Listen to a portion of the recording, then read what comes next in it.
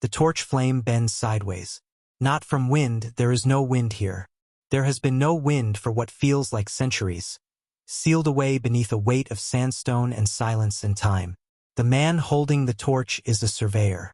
His name, recorded in a colonial field journal dated sometime in the mid-19th century, is never given in full.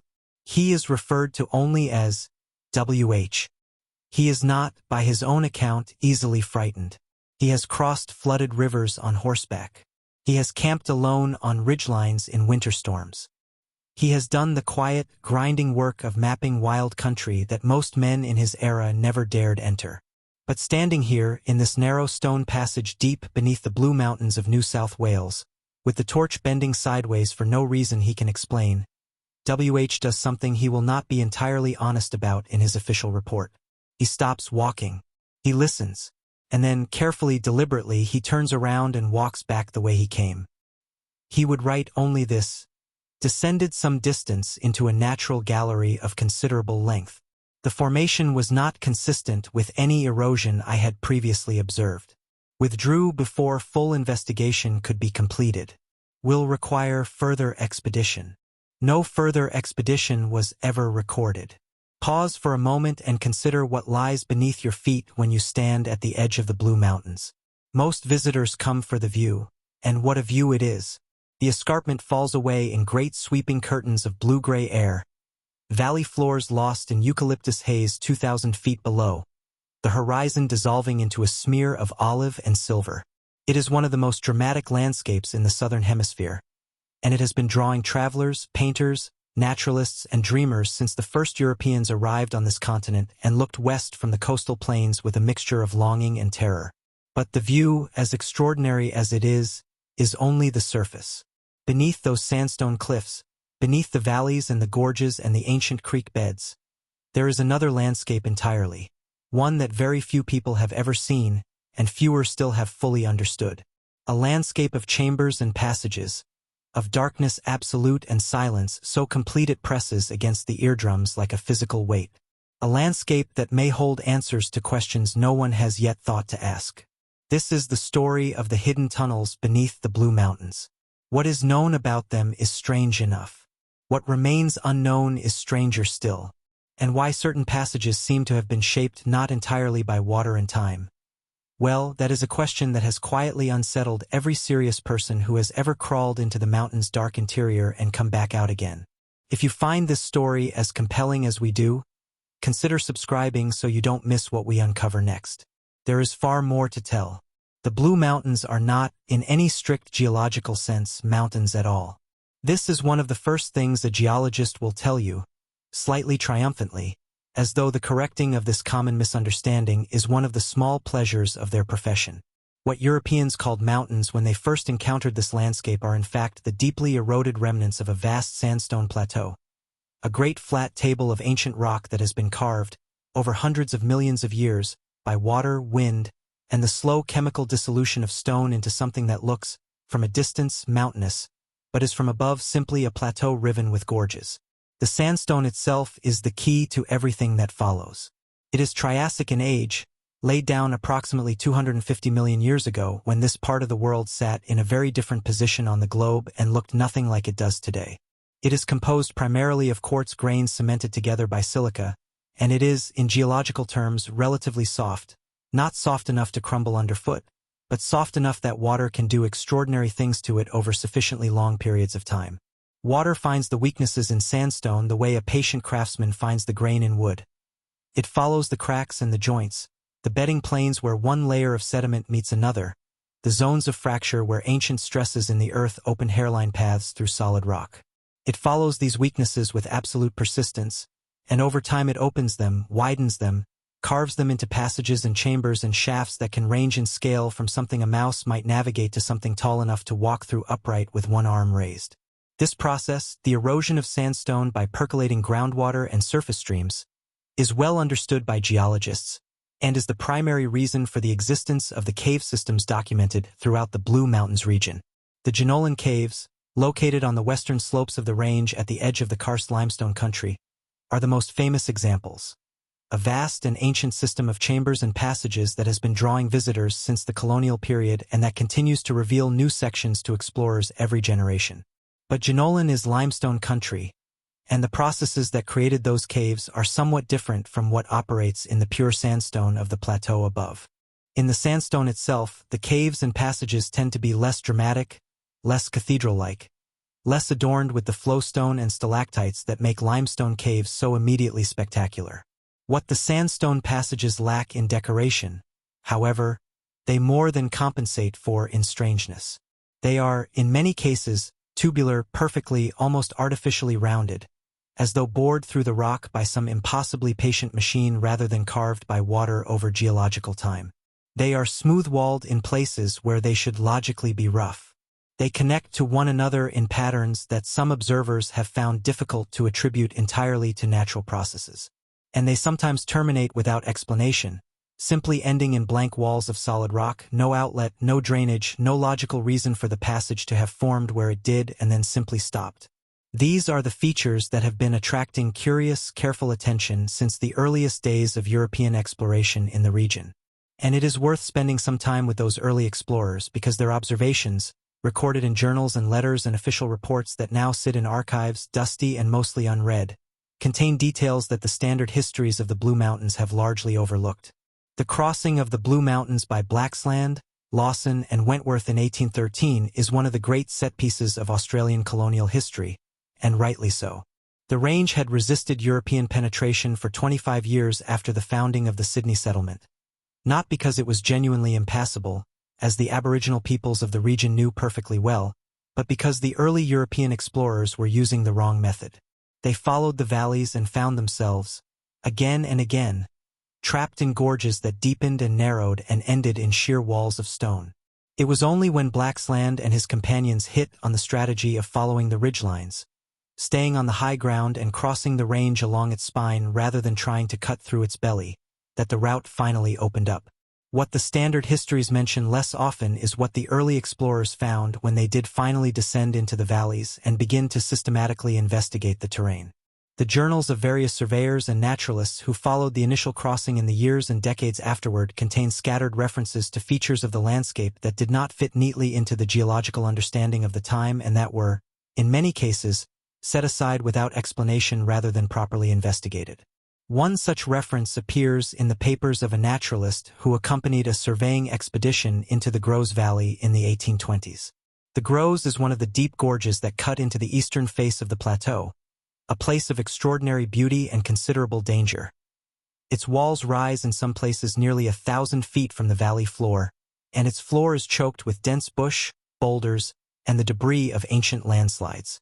The naturalist, whose journals are held in a Sydney repository and have been only partially transcribed, describes finding, at the base of one of the cliff faces, an opening in the rock that was, in his words, too regular in its aspect to be comfortably attributed to the action of water alone. He describes a passage that extended horizontally into the cliff for a distance he estimated at some 30 yards, before turning and descending at an angle as if by design. He notes that the walls of the passage were smooth to the touch, that the floor was level for much of its length, and that the air inside had a quality he struggled to describe, not stale as in a confined space but not fresh as outdoors, something between the two, as though the passage breathed by some mechanism I could not identify. He did not go further. He was alone, his companions having returned to camp, and the light was fading. He marked the location in his survey notes and intended to return. His subsequent journals make no further reference to the passage. Whether he returned and found nothing remarkable on a second visit, or whether he simply never made it back to that part of the valley, the record does not say. This kind of tantalizing, incomplete documentation appears again and again in the historical record of the Blue Mountains. It is frustrating, but it is also, in its own way, significant. These were not imaginative men by and large. They were surveyors, naturalists, government officials, practical people engaged in the serious business of mapping and cataloging a new country. They were not given to flights of fancy in their official records, and when they noted something that puzzled them, it is worth taking seriously. The Aboriginal peoples of the Blue Mountains, principally the Darug and Gundungurra nations, whose country spans the plateau and its surrounding lowlands, had lived in this landscape for at least 50,000 years before European arrival.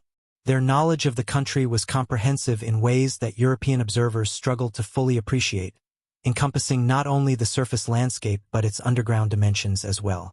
Oral traditions recorded by early anthropologists and, later, by community members themselves, contain references to underground spaces in the mountains that are described in terms that go beyond simple geological description.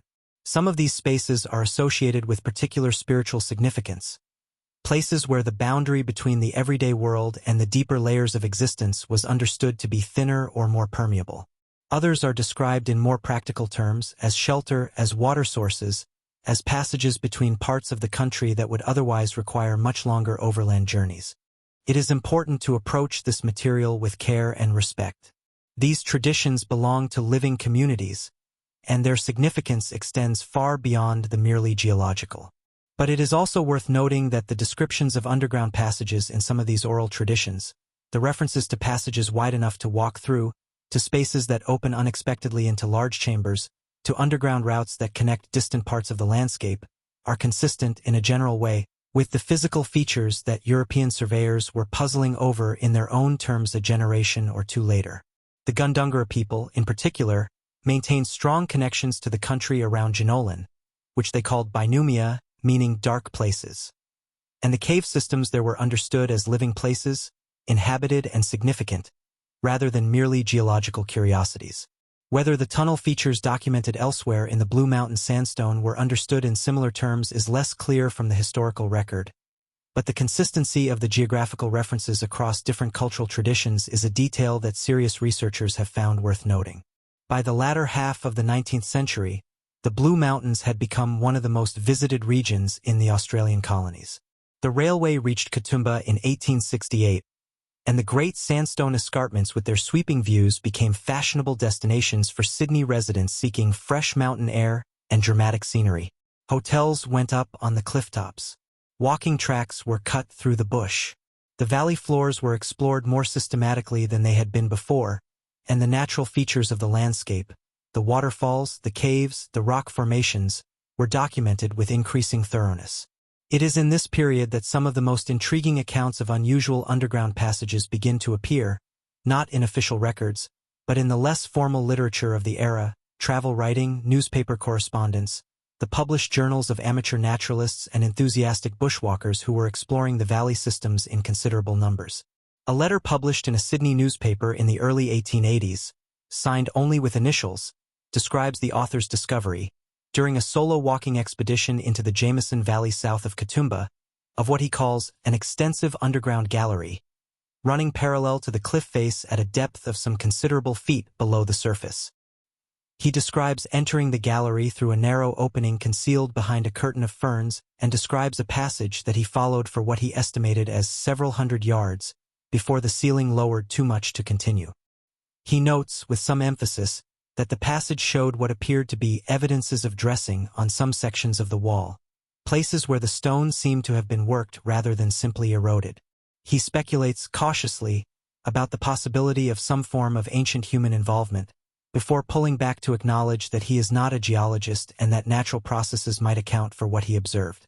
The letter prompted a brief response from a correspondent who identified himself as having some geological training, and who suggested that the features described were consistent with natural sandstone erosion rather than any human intervention.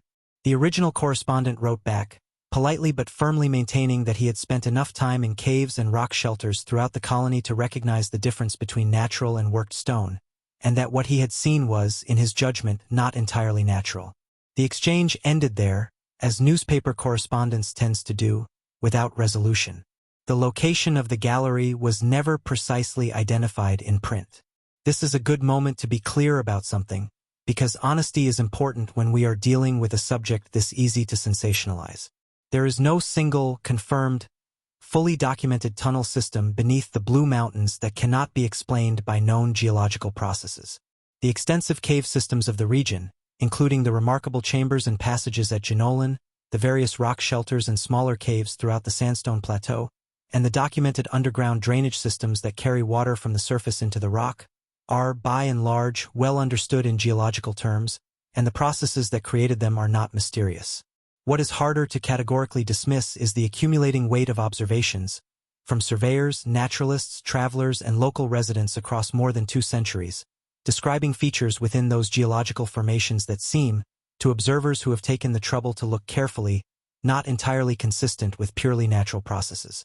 Smoothed walls in places where erosion would be expected to roughen them. Passages that maintain a consistent width and height over distances longer than simple erosion typically produces. What appear to be level floors in passages where water action would logically create an uneven surface. And, in a handful of documented instances, features that resemble, to those who have described them, the marks of deliberate shaping. None of this constitutes proof. It barely constitutes evidence in any formal sense. What it constitutes is a body of observation that deserves more systematic investigation than it has so far received, and a set of questions that the available answers have not yet adequately addressed. If this is the kind of investigation you find yourself wanting to follow, drop a comment below telling us what aspect of the mystery you find most compelling. We read every one. In the 1890s, a surveyor named James Tyrrell, and here we have a fully named individual whose records are at least partially verifiable, was engaged in detailed survey work in the country around the Megalong Valley, the broad open valley that sits between the main escarpment of the plateau and the western foothills. Tyrrell was a meticulous man by reputation, the kind of surveyor who measured twice and never wrote anything down that he wasn't certain of. His professional record was exemplary, and he had no apparent motive for embellishment. In his private journal, which was donated to a regional historical society by his descendants in the early 20th century, Tyrrell describes spending several days investigating a series of passages he discovered in the lower sandstone cliffs of the valley's eastern wall. His description is technical and careful, and what makes it remarkable is precisely the quality of observation it reflects. He measures the passages. He notes the angles of the walls and the floor. He describes the composition of the stone and the nature of its surface. He pays attention to things that a casual observer would not notice, and his conclusion, stated tentatively but stated nevertheless, is that at least portions of the passages he explored showed evidence of some form of modification, whether ancient or of unknown origin. He notes specifically a section of passage in which the ceiling had been raised, in his estimation, by the removal of rock that he could find no trace of in the passage floor or walls, as though it had been carried away rather than simply having fallen. He notes a junction point where 2 passages met at an angle he described as too precise for natural formation. And he notes, with a care that suggests he was very aware of how the observation might be received, a series of shallow marks on one wall of the passage that he could not identify as either natural geological features or as any tool marks he was familiar with from his experience of worked stone. Tyrrell did not publish these observations. He seems, from the evidence of his journal, to have been genuinely uncertain what to make of them and to have been reluctant to stake his professional reputation on claims he could not prove. He intended, he wrote, to return with a colleague better versed in geology and natural history to review his findings. Whether this visit occurred is not clear. No collaborative report survives. The geology of the Blue Mountains does offer some partial explanations for the features that have puzzled observers across the centuries, and it is worth spending some time with those explanations before returning to the harder questions. Sandstone is, as noted, a relatively porous and soluble rock, and the percolation of groundwater through its fracture systems over geological time can produce passages of considerable length and surprising regularity. The tubular caves found in sandstone environments around the world. Similar features occur in sandstone formations in the American Southwest, in southern Africa, and in parts of Europe, can be strikingly smooth-walled, particularly when the primary erosive agent is not turbulent surface water but slow, pervasive groundwater seeping through relatively uniform rock. The smoothness that observers have noted in Blue Mountains passages is, in many cases, explicable in these terms. The apparent levelness of some passage floors is, similarly, not necessarily evidence of human modification. In certain geological situations, the natural drainage of water through a passage will deposit sediment in a way that progressively levels the floor, particularly in passages where the water flow is slow and the sediment load is fine-grained. The result can look, to a non-specialist eye, remarkably like a deliberately prepared surface. The junctions of passages at relatively precise angles are similarly explicable, in principle, by the jointing patterns of the sandstone, the systematic fracture networks that develop in layered sedimentary rock in response to the stresses of burial, uplift, and erosion. Joints in sandstone often form at consistent orientations across large areas of rock, and passages that follow joint systems can therefore meet at consistent angles that reflect the geometry of the joint pattern rather than any deliberate planning. These explanations are not satisfying to everyone who has studied the detailed accounts in the historical record, and they are not intended to be. They are the best available geological explanations for the general features described. What they do not fully account for are the specific details, the removed rock that left no residue, the shallow marks that resembled no known natural feature, the passages that seemed to Tyrrell and others to demonstrate a consistency of profile over distance that exceeded what natural processes typically produce. These details remain, in the most honest assessment, unexplained. There is another body of evidence that deserves consideration here, and it comes not from European observers but from the physical landscape itself. Throughout the Blue Mountains, in locations scattered across the plateau and its margins, there exist features that Aboriginal Australians and some archaeologists have recognized as evidence of very long-term human engagement with the landscape. Rock engravings, axe-grinding grooves, ochre deposits in sheltered locations, accumulations of material in rock shelters that speak of habitation stretching back through time spans that are difficult for most people to comfortably imagine. The rock shelters of the Blue Mountains are, in some cases, extraordinarily well documented. Sites in the Hawkesbury Sandstone region adjacent to the mountains contain evidence of continuous human occupation stretching back more than 40,000 years. The people who lived in and around these mountains across that immense span of time were sophisticated, knowledgeable, and deeply engaged with every aspect of the landscape. They modified their environments in ways that ranged from the subtle, carefully tended fire regimes that shaped the vegetation across vast areas, to the more direct shaping of stone and earth for practical and ceremonial purposes. The question of whether any of the tunnel features observed in the historical record might represent deliberate human work, ancient or otherwise, is one that most mainstream archaeologists approach with considerable caution, and rightly so. The Australian archaeological record contains no confirmed examples of large-scale tunnel construction by pre-colonial Aboriginal peoples, and the theoretical considerations that have led some observers to suggest human involvement in the formation of some Blue Mountains passages are not, currently, supported by the kind of direct evidence, tools, organic material, datable modification that would be needed to make a compelling case. But the absence of confirmed evidence is not the same as confirmed absence, particularly in underground contexts where organic material does not preserve well and where systematic archaeological investigation has, in fact, been very limited.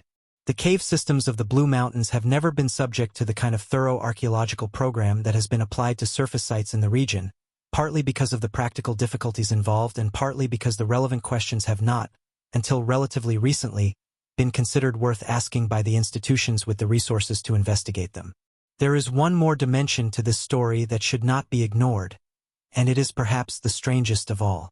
Throughout the 19th century and into the 20th, there accumulated, primarily in the informal, ephemeral literature of the region, in local newspapers, in the personal correspondence of residents, in the oral traditions of communities that had lived in the mountains for generations, a body of testimony describing encounters with underground spaces of significant size in locations that do not obviously correspond to any documented geological feature. Reports of large chambers discovered accidentally by miners and construction workers, quickly filled in or sealed off without investigation. Stories told by generations of local families about an entrance, somewhere in the deeper country, to a passage that led far underground and emerged, according to the tradition, on the other side of the range, a shortcut through the mountains that no living person had walked and no map recorded. Accounts from drovers and travelers of being able to hear, in certain places and in certain weather conditions, a sound rising from the ground, a sound variously described as a low hum, a distant echo, a breath, that had no obvious source and that did not repeat in the same location twice. None of this constitutes historical record in any rigorous sense. Oral traditions can drift and embellish across generations.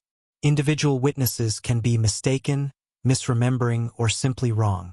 The informal literature of a region accumulates its share of the fanciful alongside the factual, and without more precise documentation, it is impossible to sort the genuinely anomalous from the simply anecdotal. What makes this body of material interesting is not the individual accounts, most of which would be easy to dismiss in isolation. It is the consistency of certain details across accounts that were recorded independently by different people in different parts of the range at different times. The smooth walls, the unexpected levelness, the still air that behaves as though it circulates by some mechanism not immediately apparent. The passages that extend further than seems natural before turning and descending. These details recur with a frequency and a consistency that, to those who have assembled them from the scattered historical record, is difficult to attribute entirely to coincidence or to the natural tendency of folklore to find familiar patterns. Perhaps the most honest thing that can be said about the hidden tunnels beneath the Blue Mountains is that the question of their true nature has never been properly put to the test. The landscape is vast, the underground dimension of it largely unexplored, and the specific locations referenced in the historical record are almost invariably described too imprecisely to allow modern investigation to confidently identify them. The survey journals sit in archives. The newspaper letters are buried in crumbling bound volumes. The private accounts were never published, and the mountains themselves, indifferent to human curiosity, continue to hold whatever they hold. There are researchers, geologists, archaeologists, and people who are simply passionately curious, who believe that a systematic program of investigation in the sandstone cave systems of the Blue Mountains Plateau would produce results that current understanding does not anticipate.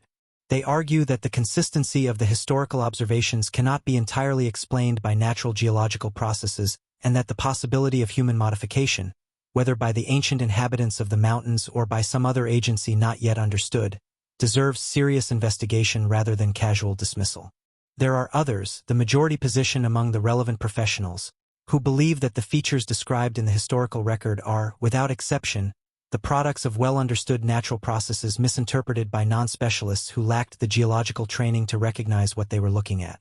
They point, reasonably, to the complete absence of any direct physical evidence of human tunnel construction and to the long archaeological record of the Blue Mountains, which, for all its richness and depth, has produced nothing to suggest underground modification on the scale described. Between these positions, the evidence as it currently stands cannot settle the argument. The historical observations are real and deserve to be taken seriously. The geological explanations are robust and should not be dismissed. And the underground landscape of the Blue Mountains is large enough and insufficiently investigated enough that it is genuinely premature to claim certainty in either direction. Returning, at the end, to W.H., the surveyor with the bending torch flame. He turned around in that passage and walked back toward the light, and something about that decision has the quality of a moment that mattered. Not because it was dramatic, he walked away after all, which is the least dramatic thing a person can do, but because of what it suggests about the experience of being in that place, in that darkness, with that still air and that impossible, sourceless flame bend. He was a practical man, a mapping man. He made his living by going to places that were difficult and recording them precisely and turning the unknown into the known. And he went a certain distance into those passages and then decided not to go further. He decided that he needed, in his own words, a further expedition, which is to say, he needed more preparation, perhaps more company, perhaps simply more courage, before he could go all the way to the end of whatever lay beneath the mountain. The further expedition never came. The end of the passage was never reached. And somewhere beneath the escarpment, in the absolute darkness of a sandstone chamber, the question he turned away from is still waiting. It has been waiting for almost 2 centuries. It is patient. It is not going anywhere. The Blue Mountains are ancient. Their stone remembers depths of time that the human mind is not well equipped to hold.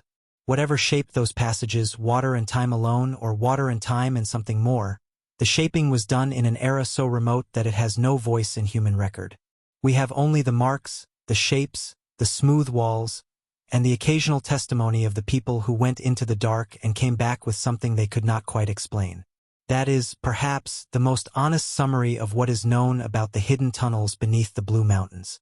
Not a revelation, not a debunking, something in between, an open question, held with care, in a landscape that has always rewarded those who look more carefully than the casual observer feels inclined to look. The underground is not the same country as the surface. It has its own rules, its own silences, its own ways of keeping secrets. The Blue Mountains have been keeping theirs for a very long time, and they are not finished yet. If this story unsettled something in you, if it left you with the particular, pleasurable unease that comes from a question that might have an answer no one has yet found, then it did what a good mystery should do. Share it with someone who would feel the same. Leave a comment telling us what you think is down there, beneath the stone and the silence. Subscribe if you want to be here when the next chapter of this investigation opens. And keep looking at the landscape around you with the particular attention it deserves, because the surface is never the whole story. The mountains are old. The tunnels are dark. And somewhere beneath it all, a torch flame bends in still air, for reasons no one has yet been able to explain. Please don't forget to like, subscribe, share, and turn on notification for more documentary stories.